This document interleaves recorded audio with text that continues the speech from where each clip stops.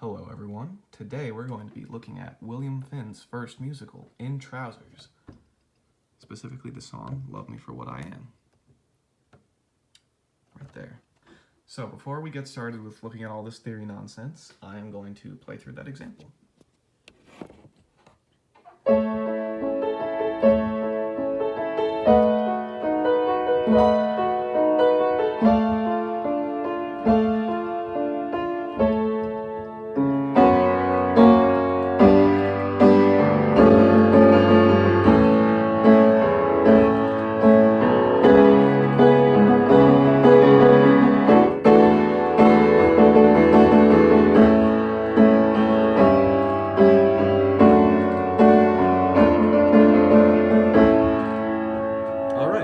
So, we're going to look very quickly at just a brief overview of kind of what happens. So, we start normally. We have our one chord. We're in A major. And then we notice a 5 of 5 with the actual 7 in the bass. So, as we know, that 5 of 5 should normally resolve then to a 5 chord, something like... Instead, however, it resolves to a minor 4 chord, which sounds like this. Now that is kind of a weird sound, but I think I have an idea for why that happens. There are two ways you can think about that.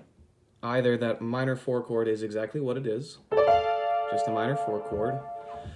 If you want to get weird with it, you could think of it as a really spicy 5 chord without the actual 5 chord. That'd be like a 5-11 with a flat 9. I don't want to touch that though, so I think what really happens is it's just good voice leading. So you have your secondary dominant, you have the 7 in the bass, that then moves there, so you have D sharp and F sharp moving to D and F, which then continues that motion down when you get to your 1 chord. I think the reason that sound works, even though it doesn't traditionally resolve the way we think it does, is the good voice leading. The next section, there and there, it gets real weird. I'm just gonna skip over that. And we get here then, which brings us to a 3 minor 7, which sounds like this. It's a cool sound. It then moves to another kind of weird chord, not a secondary dominant, but still something kind of interesting. In the bass, we have sol, but in the right hand, we actually have a 4 chord. So it's kind of like a quasi-dominant, sub-dominant sound. It's a little bit of both. If you want to think of it again as just a fully voiced 5-11 chord, you could, I guess. The reason I bring that up is actually because in some of his other works, he does voice some stuff like that. He has something like that in a different one, which has pretty much everything of that 5 chord. That would actually be a 5-13. And that resolves then just to a 1 chord. And here we get into a little bit of a more traditional use of a secondary dominant.